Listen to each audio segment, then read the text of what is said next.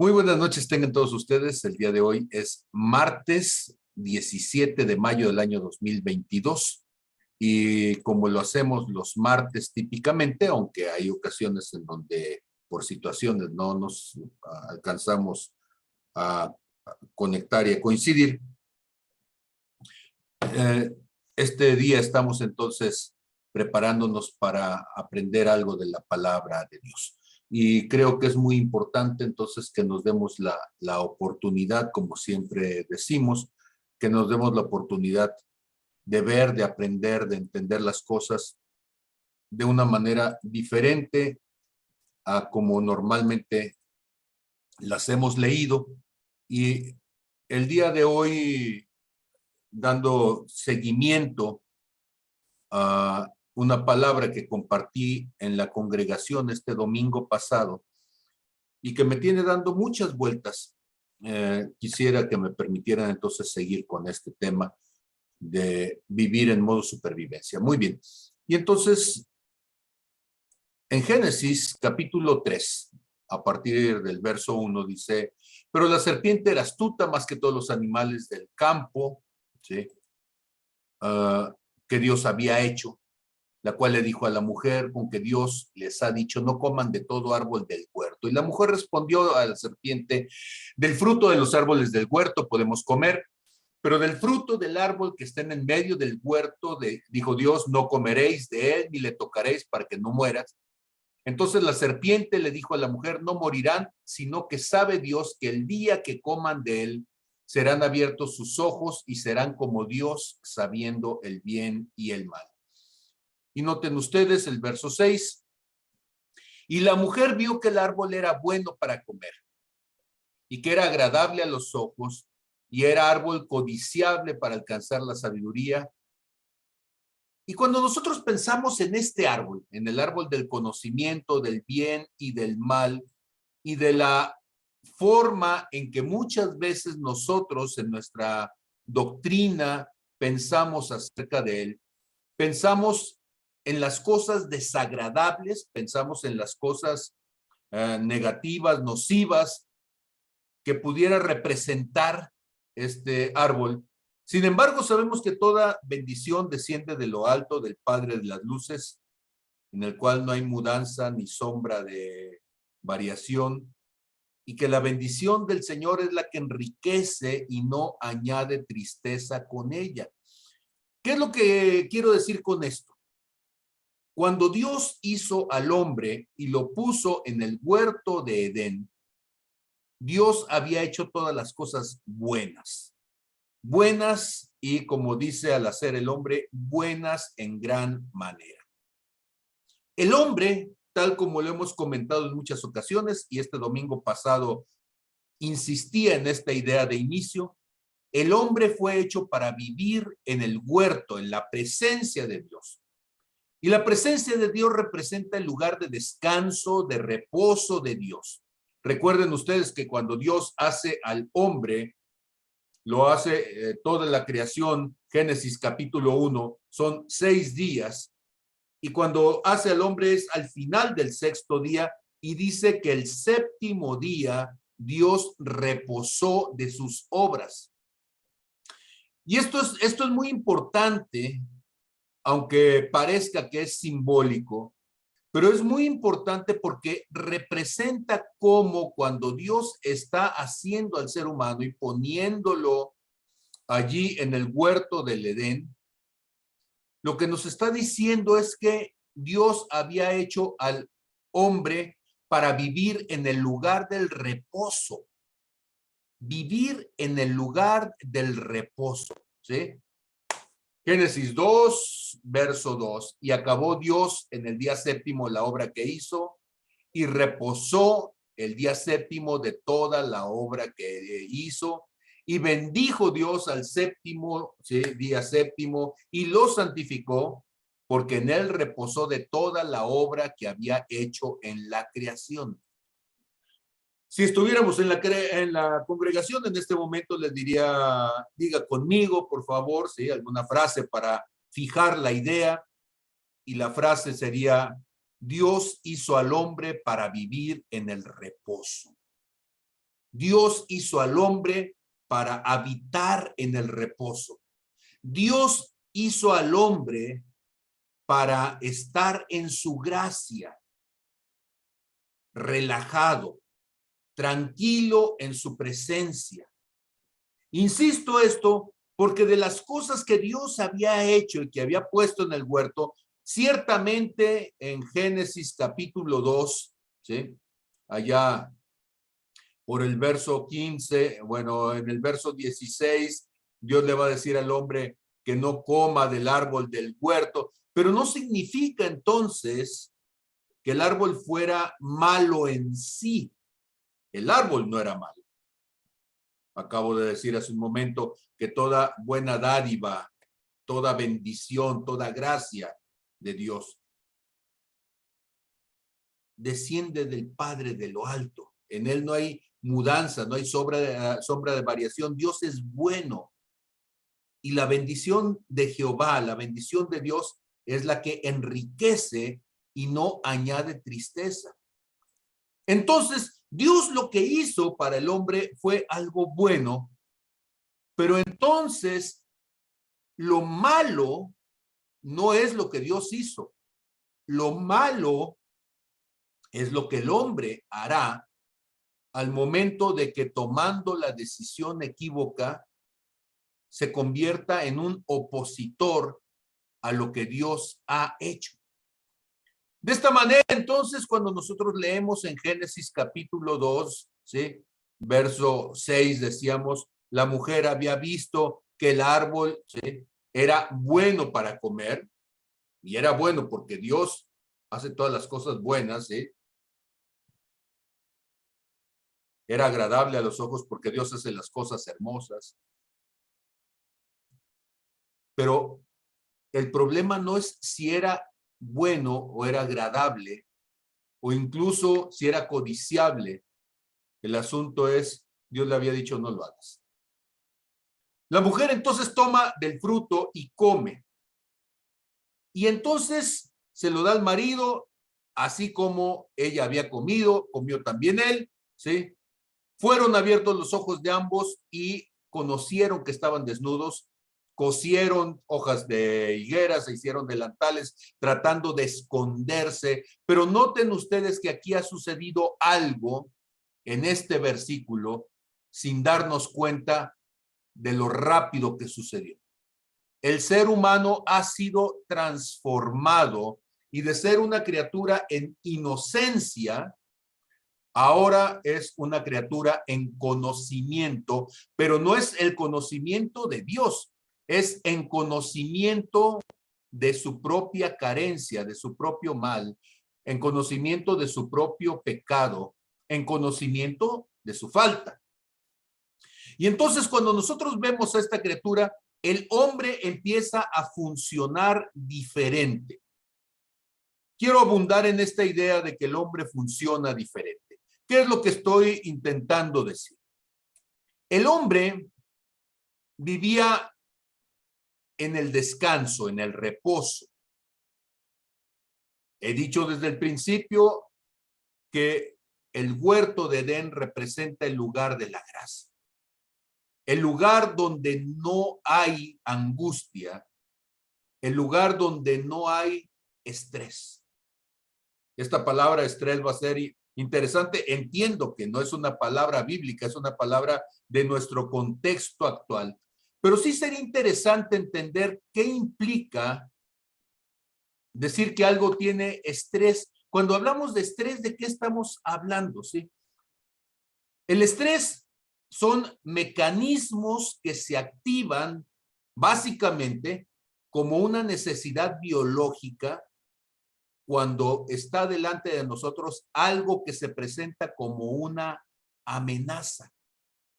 Ahora, ojo con esto, porque este elemento es fundamental para entender qué acaba de suceder con el hombre.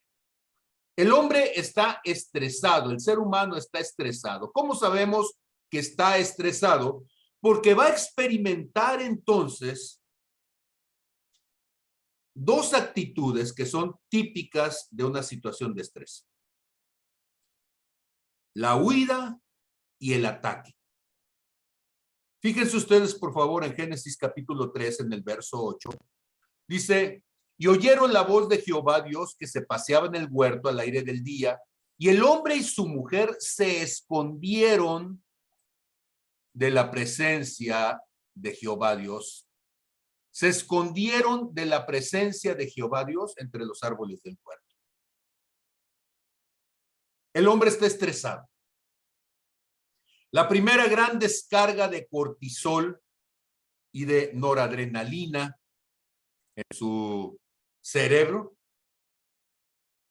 comienza a manifestarse entonces como una reacción natural ante, caray, una amenaza, había dicho yo hace un momento. Pero allí había leones, pero los leones nunca habían atacado al ser humano. Allí había incluso una serpiente y la serpiente no había atacado al ser humano, a pesar de que terminó siendo la serpiente antigua la que engañó al ser humano. Pero entiéndase una cosa que es tremenda, y es que hasta ese momento el ser humano no había tenido ningún agresor, ningún depredador que hiciera que se escondiera. Y ahora, con lo que acaba de suceder, tiene la primera reacción de huida que tenemos referencia en la palabra de Dios. Pero aquí la parte tremenda de todo esto es que noten ustedes a quién está tomando como agresor.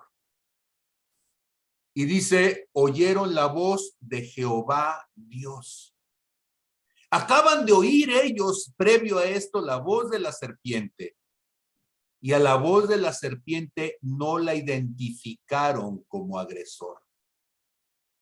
No habían pecado.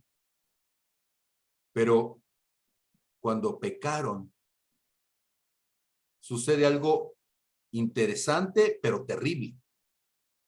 Dios se convierte en el primer agresor que el hombre identifica, y no por lo que Dios haya hecho, sino por lo que el hombre hizo. Pero ahora el hombre delante de Dios va a experimentar la primera descarga, decía, de cortisol, de adrenalina, de noradrenalina, de hecho, más específicamente, y va a empezar a tener entonces reacciones que van a transformar su comportamiento, van a condicionar su conducta. El hombre escondiéndose de Dios. Dice el verso 9, mas Jehová Dios llamó al hombre y le dijo, ¿dónde estás tú? Y él respondió, oí tu voz en el huerto, noten ustedes. Y esta palabra, miedo, surge por primera vez en la Biblia. Es la primera vez en toda la Biblia que se va a hablar de la palabra miedo.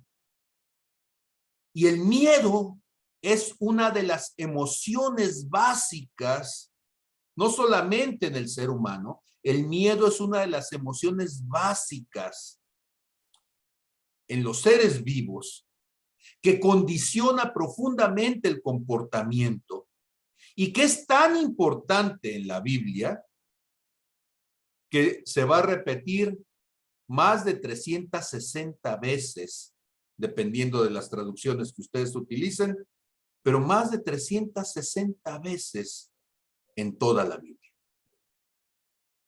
Imagínense ustedes, ¿sí? Se menciona la palabra miedo en la Biblia casi tantas veces como los días del año. Y no todas las veces en su forma de aplicación de alguien tuvo miedo, sino inclusive en uno de los versículos más conocidos que siempre hacíamos la broma en el Instituto Bíblico, de que si alguien quería aprender a profetizar, ¿sí? La primera cosa que se tenía que aprender era Josué capítulo 1, ¿sí? Desde en el verso 6, se los pongo, ¿sí? Ustedes lo han visto. Esfuérzate y sé valiente, ¿sí? Y en el verso 7, esfuérzate y sé muy valiente, ¿sí? En el verso 9, mira que te mando que te esfuerces y seas valiente, ¿sí? ¿Por qué? Porque resulta que el temor entonces es el gran elemento de control en el ser humano. El temor se convertirá entonces en la herramienta de manejo emocional, en el catalizador emocional, para que una persona entonces reaccione ante lo que le sucede. Pero ojo con esto. Curiosamente, el temor, visto biológicamente, no te acerca a Dios. El temor a Adán lo apartó de Dios. El temor lo puso a la defensiva. Y cuando alguien está a la defensiva, ¿qué es lo que sucede? Cuando alguien está a la defensiva, lo que va a suceder entonces es que va a comenzar a ver en su alrededor, en su entorno, posibles amenazas, aún de aquellos que buscan su bien.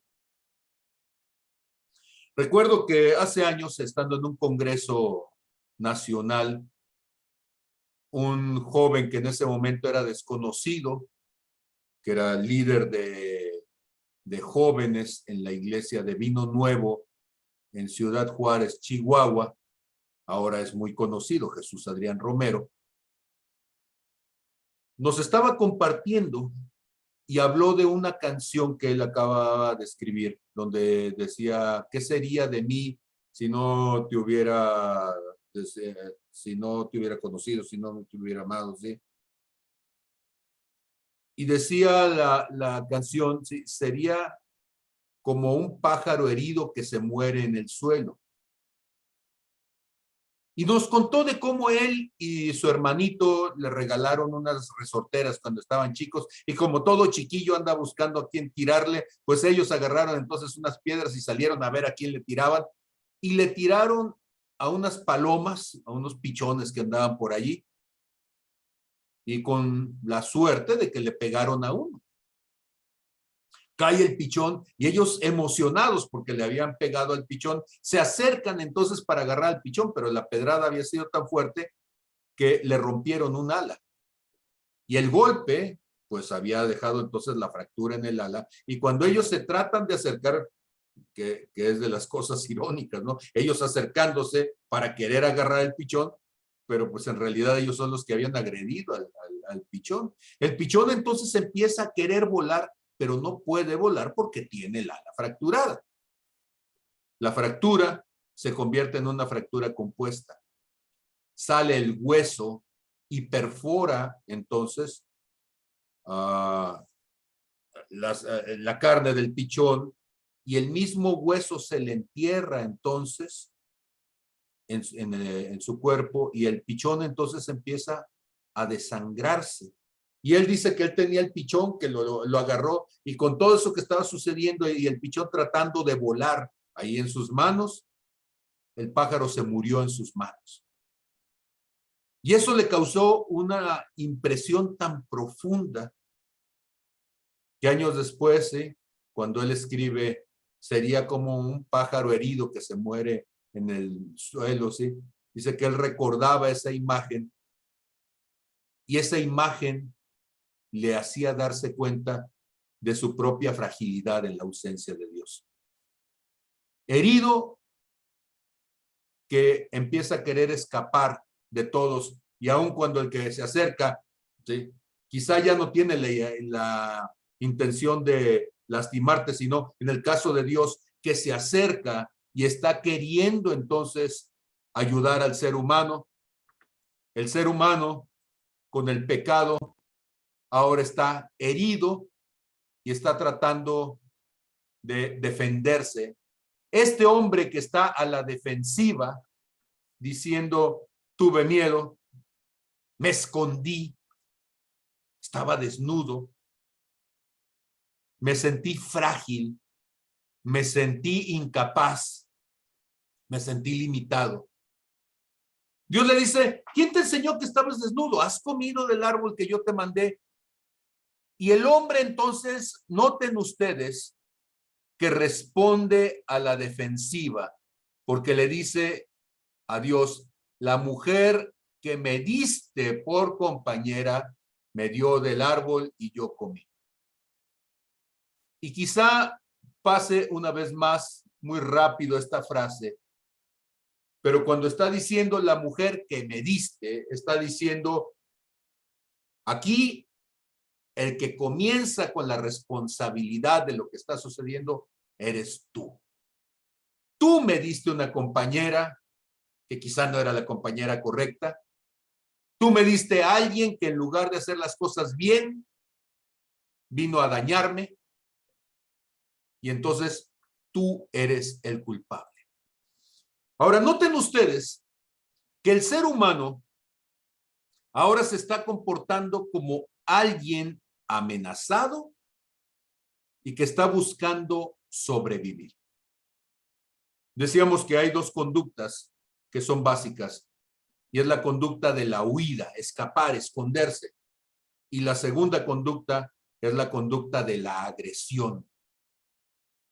Entonces, me trato de esconder, me trato, ¿sí?, de ocultar, pero si no tengo ninguna alternativa, si me siento acorralado, entonces me doy la vuelta y soy capaz de agredir aquello que yo consideraba una amenaza. Pero ¿qué está sucediendo en ese ser humano más allá de lo espiritual? ¿Qué está sucediendo en lo biológico? Porque yo sé que la Biblia pues no es un libro de ciencias, no es un libro de neurociencias, es un libro espiritual. Pero ahora lo que vemos, y si nos viniéramos desde el momento en que se escribe la palabra o desde el momento en que estamos ahí en Génesis hasta nuestros días, y lo pensáramos desde las neurociencias, ¿qué diríamos entonces? Este ser humano que está en estrés, ahí en Génesis capítulo 3, nos está mostrando que ese estrés es un mecanismo de adaptación de Adán tratando de sobrevivir porque se siente bajo peligro, ¿sí? Y a partir de ese momento va a cambiar entonces el mecanismo por el cual el ser humano puede existir. En la gracia, el mecanismo fundamental es la confianza.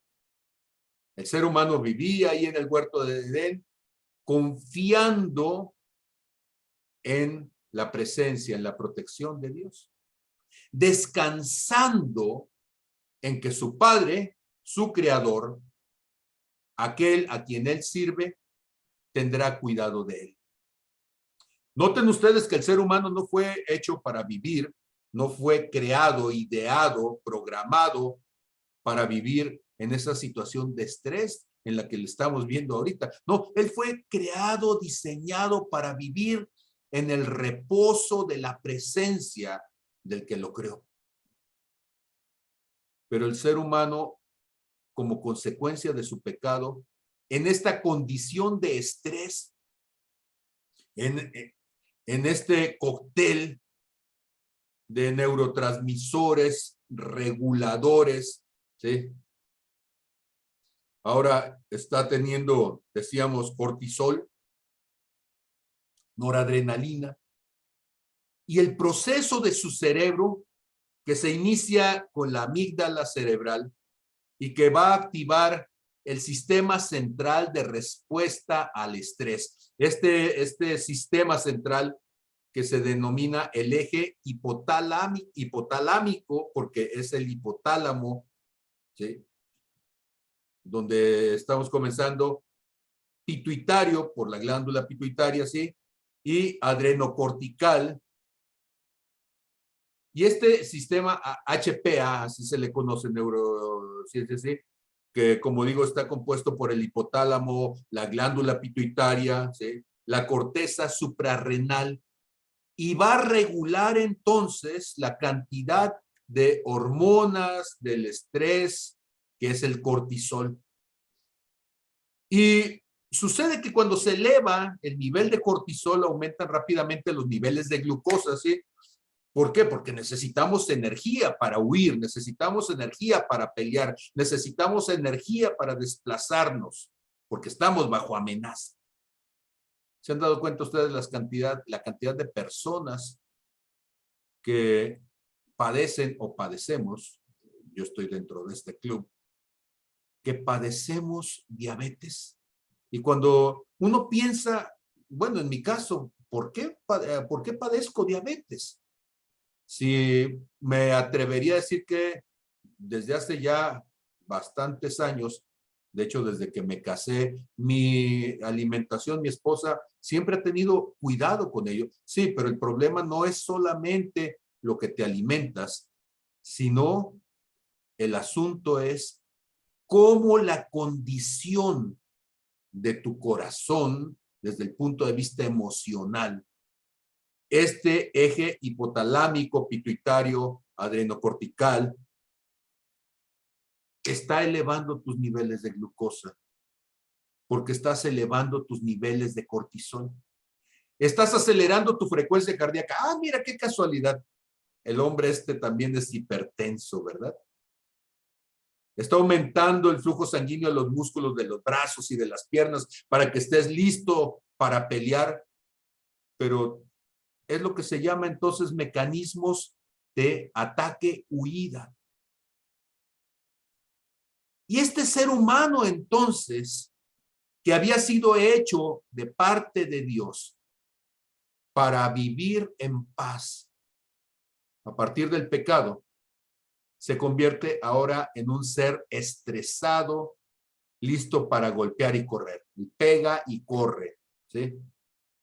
Uno esperaría entonces que este tipo de reacción, que es una reacción para los animales meramente biológica, orgánica, inmediata, ¿sí? Sale entonces el agresor, sale el tigre persiguiendo al antílope, sale desde el águila persiguiendo al conejo, y bueno, pues va a tratar de escapar o a huir, y a los 10, 15 minutos de que pudo escapar, se va a tranquilizar, se va a regular y va a volver a estar en paz.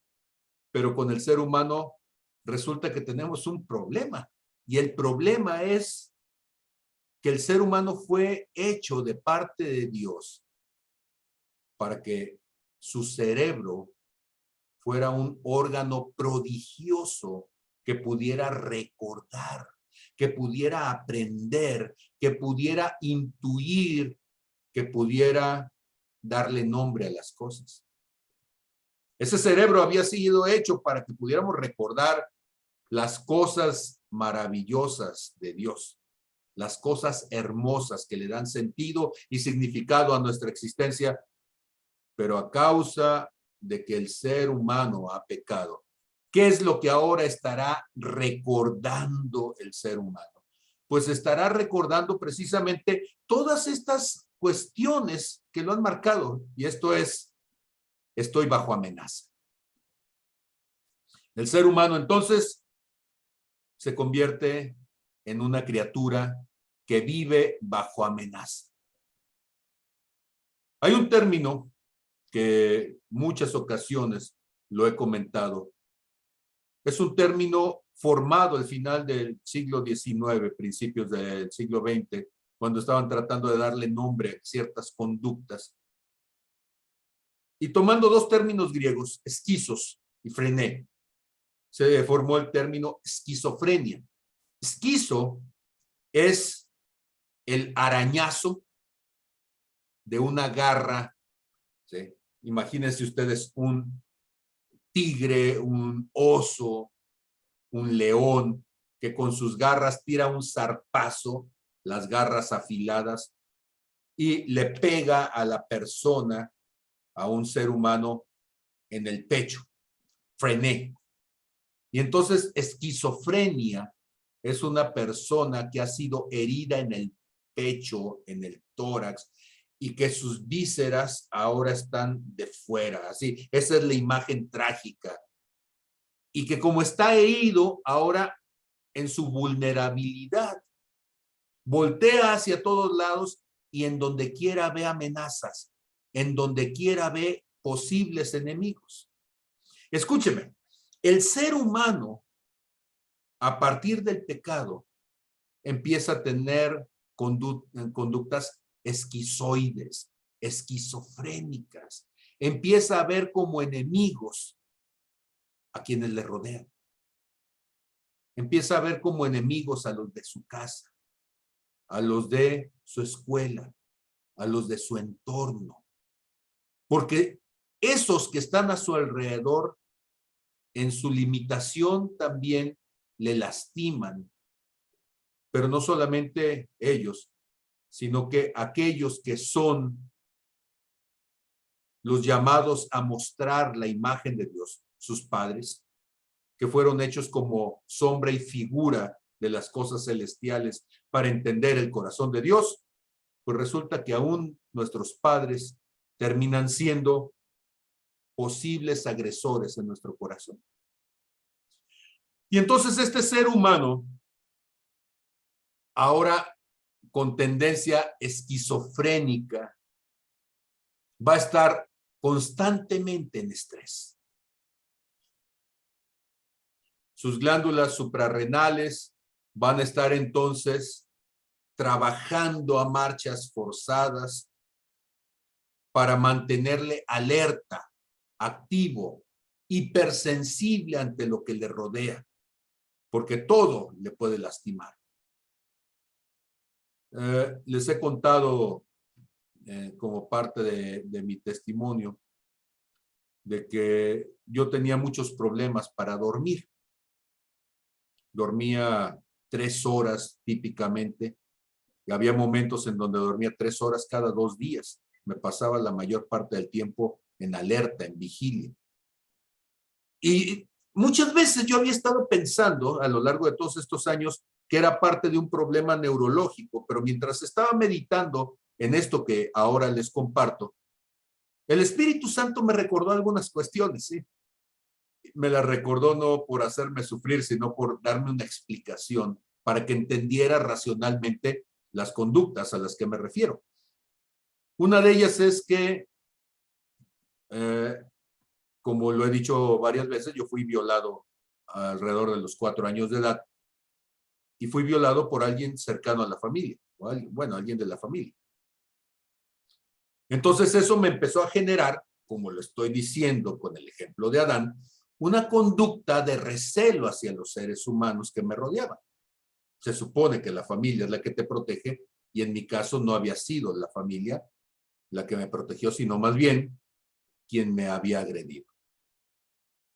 Una segunda cuestión es que por mi conducta, por lo que en ocasiones les he comentado como aspectos del síndrome de espectro autista, muy llorón, muy aislado de los demás, con mucha incapacidad para poder relacionarme entonces socialmente, muy frágil emocionalmente, pues empecé a sufrir bullying de las personas a mi alrededor. Bueno, no era bullying, era humilde carrilla nada más en el término coloquial de México, pero bueno, y eso ya era una segunda causa de mantenerme en estrés. Empecé a tener entonces, eso me lo mostraba el Señor, empecé a tener entonces esta conducta esquizoide de estar esperando agresiones y me costaba trabajo dormir porque tenía miedo de dormir.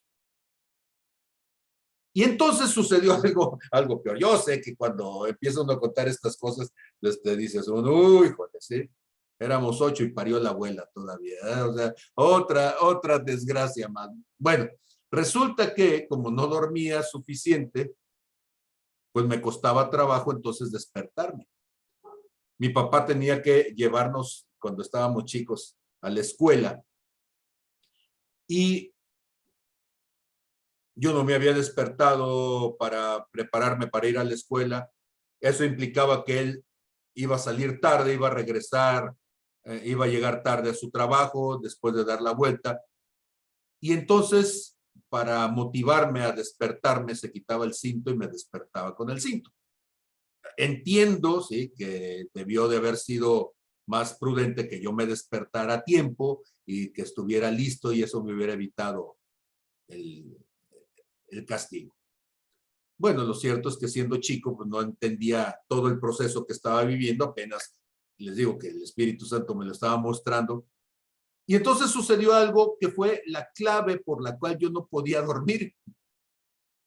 Y es que cuando me acababa de dormir y estaba en el sueño más profundo, porque había durado la mayor parte de la noche sin poder dormir, pues llegaban y me pegaban, ¿sí? Y a partir de ese momento, entonces empecé a tener problemas. Cada vez que había algún ruido, cada vez que había algo que se movía, yo me despertaba asustado, sobresaltado. De hecho, eh, yo ya estaba casado, y si Lourdes se movía, bueno, tengan en cuenta que nunca había dormido con nadie, entonces, si Lourdes se movía en la cama, eso generaba que yo me despertaba asustado y casi como boxeador listo para defenderme, ¿sí? Y creo que ella estuvo orando por mí nuestros primeros años de casados hasta que llegué a descansar, hasta que hubo un momento en donde pude dormir varias horas completas, ¿sí? Ahora, ¿por qué comento todo esto? Porque vivir en constante estado de alerta, porque te sientes vulnerado, genera una distorsión en la percepción del mundo, en la percepción de las personas, en la percepción de ti mismo, porque te conviertes en víctima en esta situación de cómo te ubicas ante los demás. Estas reflexiones de esta semana, ¿sí? Dios me llevó a momentos de mi vida y dijo, escucha al Pablo Cancino, ¿qué decía acerca de sí mismo? ¿Qué decía acerca de las personas? ¿Qué decía acerca de su pasado? Y la amargura que había en ese Pablo Cancino es la amargura de Adán, diciendo, lo que tú hiciste, la familia que tú me diste, las personas con las que tú me pusiste, las situaciones en las que tú me hiciste vivir, son las que me tienen así. Vivir en modo de supervivencia te vuelve suspicaz.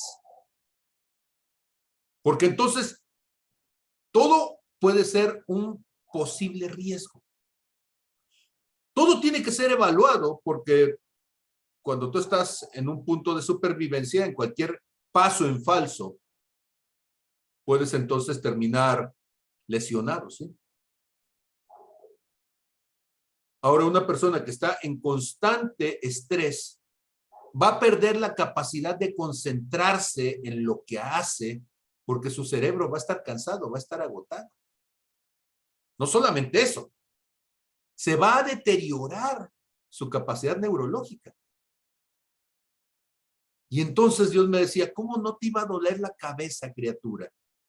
Si no dormías, si estabas todo el tiempo en constante alerta, si estabas todo el tiempo esperando que la vida se te viniera encima, y en medio de todas estas situaciones, cuando debías de dormir, no dormías.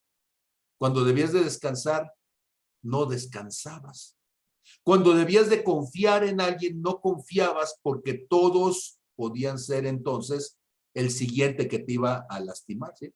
Y entonces, pues por eso no es raro que una persona en esa situación de estrés empiece a tener conductas patológicas, que se empiece a debilitar su memoria, sobre todo para los buenos recuerdos, que se empiece a limitar su capacidad de concentración, su capacidad de atención. De hecho, hay mucha gente que por el estrés siente que no puede concentrarse en hacer lo que hace. A mí me costaba, ¿sí? Ya, y en estos días estoy trabajando en esta parte de decir, bueno, ¿por qué no me podía concentrar? Y descubrí una cosa, que no me podía concentrar porque cada vez que algo se movía, cada vez que algo sonaba, yo volteaba para decir, bueno, ¿y eso qué es? ¿Sí? Porque mi cerebro decía, mira, ahí está, lo que te va a lastimar, lo que te va a causar daño, ahí está, ponte listo, ponte alerta. Y entonces no podía estar concentrado porque probablemente, ¿sí?, la bala que te iba a matar, el león que te iba a comer, ¿sí?, el dinosaurio que iba a saltar sobre ti, es eso que se escuchó detrás de la puerta. Si tú solamente te la vas a pasar dándole prioridad a percibir el peligro, si tú te la vas a pasar solamente buscando estrategias para sentirte seguro, blindado, para evitar ser lastimado, para quitar todo lo que no sea relevante, ¿sí?, que no traiga seguridad, entonces vas a terminar en paranoias, ¿sí? Y vas a terminar entonces inclusive desconfiando de Dios. Tu cerebro se va a volver muy, muy, muy eficiente. Sí, pero muy eficiente para ver lo malo, para criticar, para juzgar, para ver con suspicacia. Siempre vas a estar buscando la manera de ver, ¿sí? Y les digo que me da mucha risa cuando el Espíritu Santo de repente te empieza a mostrar cosas, ¿sí? Toda la vida yo me senté, si vamos a algún público, a algún lugar público, me siento con la espalda hacia la pared. Y si se puede voltear hacia la puerta, mejor. No sé ustedes, ¿sí? Y de repente dije, ¿por qué lo estoy haciendo? Y Dios me dijo, pues porque tienes, ¿sí?, síndrome de pistolero, ¿sí? Entonces estás esperando que entre por la puerta. Y dijo el Espíritu Santo en mi corazón, ¿sí? Desnúdate de la criatura vieja que ha sido víctima. Desnúdate de la criatura vieja que fue lastimada, ¿sí? Desnúdate de la criatura vieja que se la pasa buscando cómo esconderse o con quién pelear. Entonces, el estrés no solamente va a afectar, ¿sí?, tu memoria, tus funciones cerebrales, ¿sí?, va a provocar cambios en tu estado de ánimo y va a generar estados de ansiedad.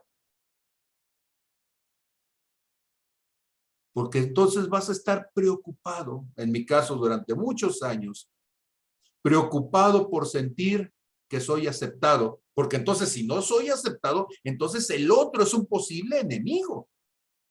Porque los enemigos no te aceptan, los enemigos te critican, los enemigos te señalan, los enemigos se oponen contra ti, ¿sí? Y entonces fácilmente vas a cambiar de estado de ánimo porque las cosas no salieron como esperabas y entonces te pones en estado de alerta y ahora te vuelves agresivo porque sacas entonces el programa de peligro, muchachos, ¿sí? Empieza a sonar la sirena, empieza a salir la luz roja que está diciendo, cuidado, estamos bajo ataque, ¿sí? Y entonces te pones el casco de guerra, te pones el chaleco antibalas, agarras el arma y que se venga lo que se venga, ¿sí? Pero el que entró por la puerta es tu esposa, el que entró por la puerta es tu hijo o tu hija, ¿sí? La gente que te ama, pero en ese momento tú ya estás en modo de ataque, ¿sí? Y empiezas a deteriorarte. Deterioras tus relaciones cercanas, deterioras tus pensamientos, deterioras orgánicamente aún tu corazón, ¿sí? Cuando tú tienes estrés agudo, entonces tu cerebro va a estar siempre moviéndose a un estado que fomente esos mecanismos de defensa rápida que hemos llamado de supervivencia, ¿sí? Y los neuromoduladores, ¿sí?, que hemos estado hablando, ¿sí?, van a estar desencadenando estos cambios y van a estar alterando las propiedades de tu cerebro.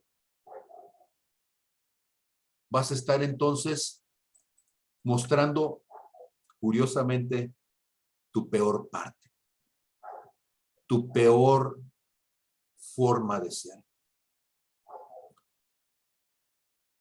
Yo sé que todo esto que estoy diciendo suena muy poco bíblico, porque cuando uno dice estas cosas, uno dice, bueno, pues sácame un versículo que hable de una neurona, ¿verdad? O dame un versículo que hable, ¿sí? sobre los productos suprarrenales, o yo no sé. Pero el Dios que nos hizo maravillosamente perfectos. Nos hizo milagrosamente complejos. Es cierto, Dios nos dio sensaciones, sentidos, capacidades para relacionarnos con el mundo. Y por supuesto que nuestro cuerpo tiene el toque de Dios, la capacidad dada por Dios para responder ante lo que nos rodea. Pero hay un problema con el funcionamiento de nuestro cuerpo, y es que nuestro cuerpo aprende a comportarse de una cierta forma, y este cuerpo entonces que ha aprendido a reaccionar, y esas reacciones son precisamente emociones que se desencadenan a partir de todas estas redes neuronales que hemos desarrollado para responder ante una cierta circunstancia y que nos llevan en automático. El domingo, el papá de Neftalí decía, y con una urgencia en su corazón, ¿qué podemos hacer para cambiar esas cosas? Porque resulta que a estas alturas de nuestra vida, él es más grande que yo, pero seguramente hay gente más chica que yo que dice, pues es que yo soy así. Yo tengo este temperamento. Y de las cosas que Dios me decía en mis meditaciones de esta semana es, no digas tengo un temperamento. El temperamento es lo que tú has desarrollado, esa experiencia acumulada, esa forma de hacer programada ya neurológicamente a partir de tus vivencias, donde aprendiste a reaccionar de una cierta manera. Pero yo te diseñé para que tuvieras la mente de Cristo, para que tuvieras la forma de pensar del Señor Jesús. Y entonces es importante que entendamos, ¿sí?, que cuando Dios nos hizo, no nos hizo para parecernos a Satanás. Génesis 1:26, y lo hemos dicho tantas veces, y cada vez que lo digo, siento como que si apenas lo estuviera entendiendo. Porque cuando Dios dice, hagamos al hombre a nuestra imagen, conforme a nuestra semejanza, y señoríe, Dios me hacía sentir que para poder tomar el control, el señorío de nuestra vida, de nuestras emociones, para poner nuestro ser biológico, nuestro ser mental, el alma, ¿sí?, en paz, teníamos que regresar a imitarle, siendo la imagen, la semejanza. Esto es, hacer las cosas que Él hace, ver las cosas de la manera en que Él las ve.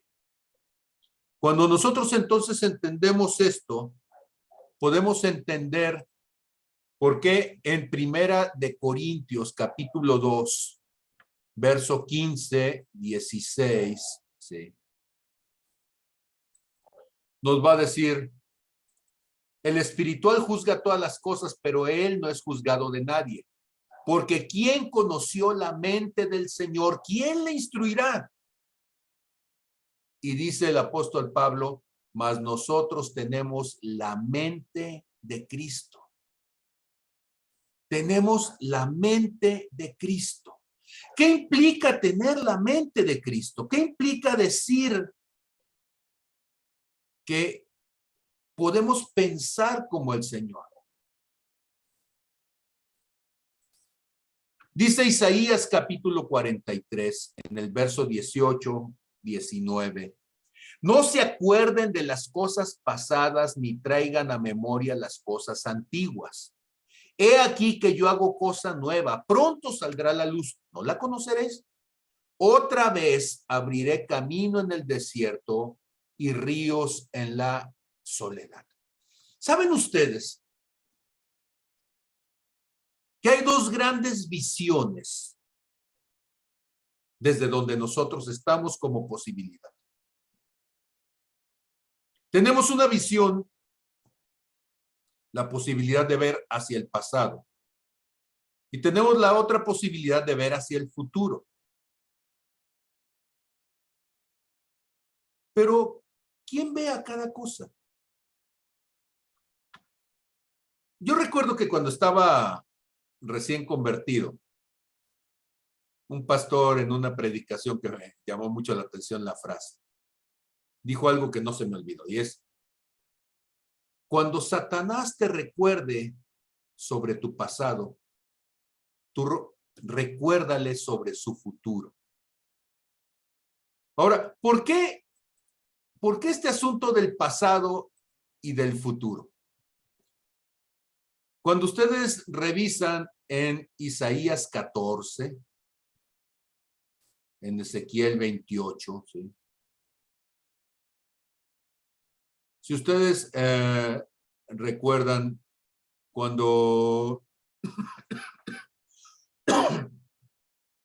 dice Isaías 14 en el verso 13, tú que decías en tu corazón, subiré al cielo en lo alto junto a las estrellas de Dios, levantaré mi trono y en el monte del testimonio me sentaré a los lados del norte, sobre las alturas de las nubes subiré y seré semejante al Dios Altísimo. Miren qué cosa tan curiosa, ¿sí? Cuando Satanás le dice al ser humano, Dios sabe que el día que coman de ese fruto, ¿sí? Serán como Dios, semejantes, ¿sí? A Dios. Es lo que está diciendo.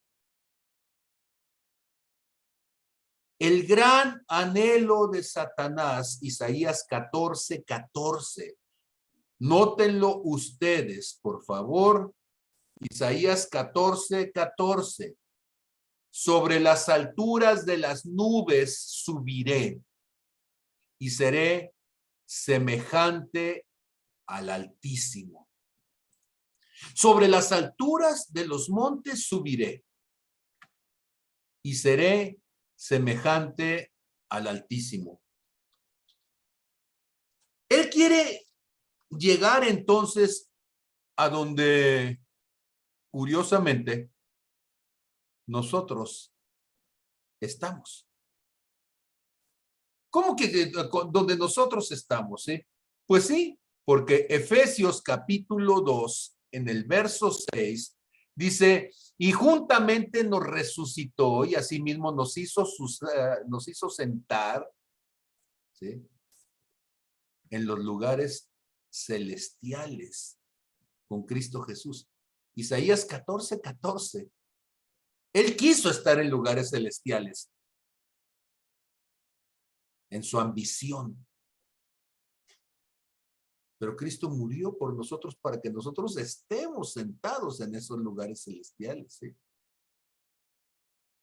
Él quiere ponerse, ¿sí?, a la diestra de Dios, tomar el lugar de Dios, hacerse semejante, ¿sí? Jesucristo, sentado a la diestra en los lugares celestiales, ¿sí?, y nosotros sentados juntamente con él. En su pasado, él fue un querubín protector. Decíamos Isaías 14, ¿sí?, Ezequiel capítulo 28.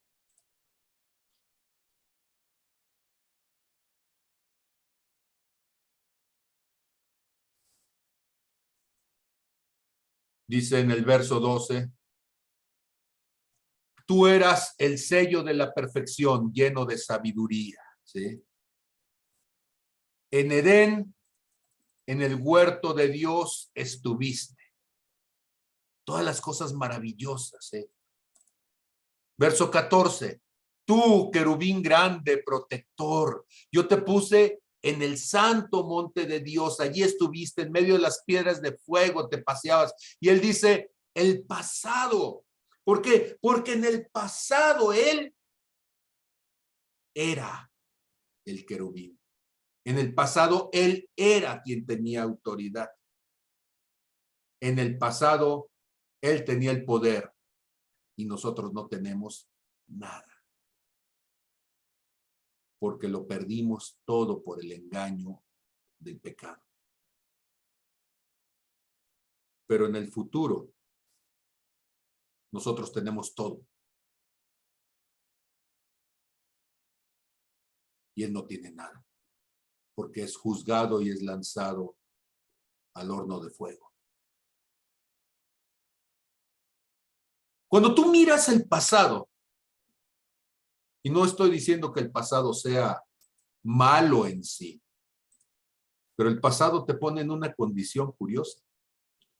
Y el pasado te va a llevar entonces a todo aquello que dejó una herida, dejó una huella.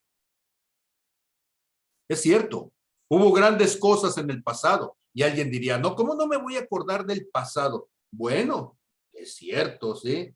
Isaías 46, verso 9, ¿sí? Dice el Señor, acuérdense de las cosas pasadas. Ahí está, hermano, ¿ves? Ahí dice, acuérdense de las cosas pasadas desde los tiempos antiguos. Y Dios aclara, porque yo soy Dios y no hay otro Dios y nada semejante a mí. Lo que Dios está diciendo, ¿sí? Es, si te vas a acordar de algo en el pasado, acuérdate de las cosas que yo he hecho, no de lo que tú has hecho. Porque cuando tú empiezas a recordar todas las cosas que hiciste y que te hicieron, lo que no tuve y lo que me quitaron, las cosas que me lastimaron, las cosas que dejaron una huella, las cosas que dejaron una herida, las cosas que me marcaron, las cosas que me dejaron lleno de cicatrices, resulta que todos tus traumas tienen que ver con eso. La palabra trauma en el griego quiere decir golpe. Todos los golpes de la vida, todas las heridas de la vida, todos los arañazos, ¿sí? Esquizos en el frené, en el pecho. Y entonces terminas esquizofrénico. Terminas lesionado, lastimado. Cuando el Señor dice, ya no te acuerdes de esas cosas, ¿sí? Lo hemos platicado este domingo pasado cuando decíamos, y es un versículo muy conocido, ¿sí? De manera que si alguno está en Cristo, nueva criatura es, las cosas viejas pasaron, y aquí todas son hechas nuevas. Todas son hechas nuevas. Yo no quiero pensar en el que fui, porque en el pasado lo único que veo es la derrota, la pérdida, el robo de mi identidad,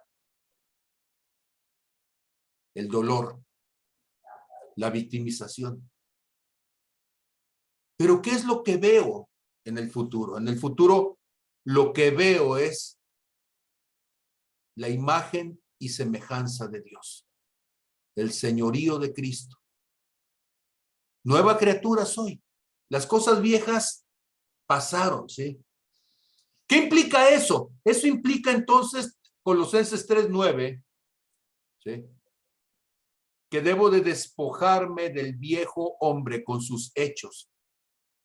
¿Quién es el viejo hombre, la vieja criatura, aquel que sin conocer de Dios, ese Pablo Cancino, que era víctima de la vida y que vivía a la defensiva, que vivía entonces en modo de supervivencia, que vivía angustiado, que no podía dormir, que no tenía paz, que no tenía reposo, que tenía que ganarse el amor y el favor, que tenía que ganarse el reconocimiento, que tenía que ganarse el derecho de poder ser amado. Sí, pero ¿cuántas cosas no hizo ese Pablo Cancino para ganarse ese aparente derecho? Dejar la vieja criatura es despojarse de eso y revestirme entonces del nuevo, el cual, conforme a la imagen del que me crió, se ha ido renovando día a día, se va renovando hasta el conocimiento pleno, hasta la comprensión plena, hasta el descanso en su presencia, donde el cerebro puede dormir, puede descansar, puede relajarse, puede decir, bueno, todo es transitorio. Este mundo voy de paso, donde no necesito estar luchando 24 horas al día, dormido y despierto, siempre alerta, porque el salmista decía, en paz me acostaré y asimismo dormiré porque el Señor está conmigo. Ser entonces alguien que está descansando, ¿sí? Porque ha aprendido, ¿sí? Que en cuanto a la pasada manera de vivir, yo he decidido desnudarme, despojarme de ese viejo hombre, porque ese viejo hombre está contaminado, está corrompido, dice, conforme a los deseos engañosos. Y cuando yo pensaba en deseos engañosos, yo pensaba normalmente en el pecado. No, es un deseo engañoso pensar que tú puedes estar despierto 24 horas al día, 365 días al año. Es un deseo engañoso pensar que vas a poder defenderte con un tenedor delante de todo el mundo, ¿sí?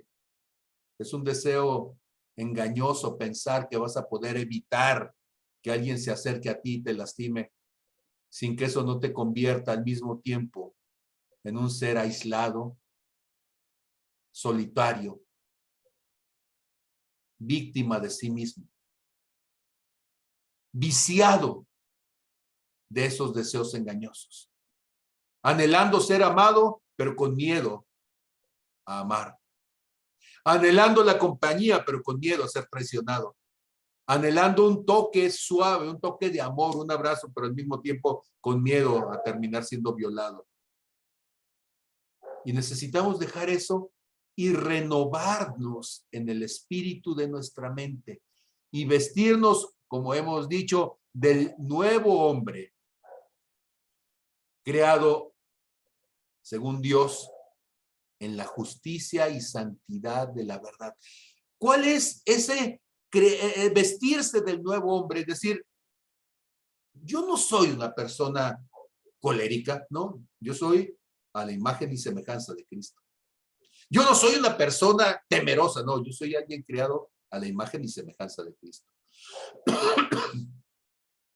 Yo no soy alguien esquizofrénico, ¿sí?